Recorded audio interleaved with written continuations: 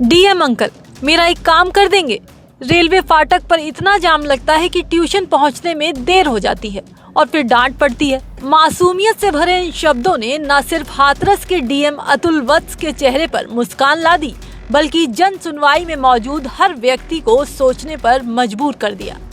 UP के हाथरस से सामने आई ये खबर इस वक्त सोशल मीडिया पर जबरदस्त तरीके से वायरल हो रही है, जहां कक्षा 3 की एक नन्ही छात्रा आश्वी अपनी एक अनोखी और जनहित से जुड़ी शिकायत लेकर सीधे जिले के सबसे बड़े अधिकारी के पास पहुंच गई।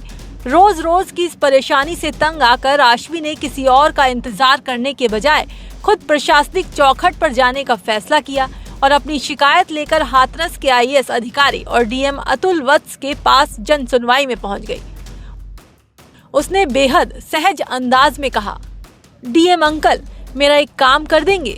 रेलवे फाटक पर इतना जाम लगता है कि ट्यूशन पहुंचने में देर हो जाती है और फिर डांट पड़ती है। आश्वी ने यह भी बताया कि वो रोजाना ट्यूशन पढ़ने जाती है। रास्ते में बिजली कॉटन मिल रेलवे फाटक पड़ता है। कई बार मालगाड़ियों के गुजरने की वजह से फाटक लंबे समय तक बंद रहता है। इससे वहां वाहनों की लंबी कतार लग जाती है और उसे काफी देर तक इंतजार करना पड़ता है। कई बार इसी वजह से वो समय पर ट्यूशन नहीं पहुंच पाती और उसे डांट भी सुननी पड़ती है। आश्वी की बात सिर्फ एक शिकायत तक नहीं सीमित थी। इस नन्ही बच्ची ने समस्या बताने के साथ रेलवे फाटक पर लगने वाले जाम से निपटने के लिए अपने स्तर पर कुछ सुझाव भी जिलाधिकारी के सामने रखे। इतनी कम उम्र में सार्वजनिक समस्या को समझना और उसके समाधान के लिए आगे आना, इस सोच ने वहां मौजूद सभी प्रशासनिक अधिकारियों और फरियादियों को हैरान भी किया और प्रभावित भी। डीएम अतुल वत्स ने तो छात्रा की निर्भीकता, नागरिक जागरूकता की जमकर सराहना की और उसे उपहार देकर सम्मानित किया। साथ ही कार्रवाई कराने का आश्वासन भी दिया। जन सुनवाई के दौरान ही अपने पिता के साथ एक छोटी सी बच्ची जो 3rd क्लास में पढ़ती है, आश्वी, सेंट फ्रांसिस स्कूल है यहाँ पे, उसमें वो आई थी और उसने एक बहुत ही अहम मुद्दा जिसको जनपद हाथरस फेस करता है उसके बारे में हम लोगों को अवगत कराया।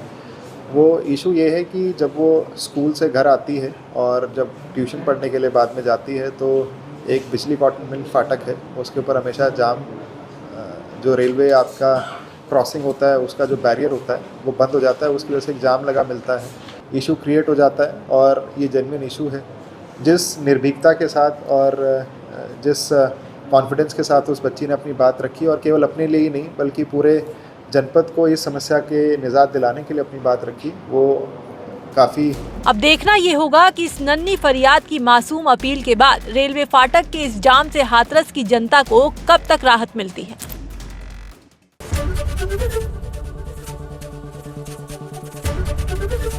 एबीपी गंगा, खबर आपकी, जुबान आपकी।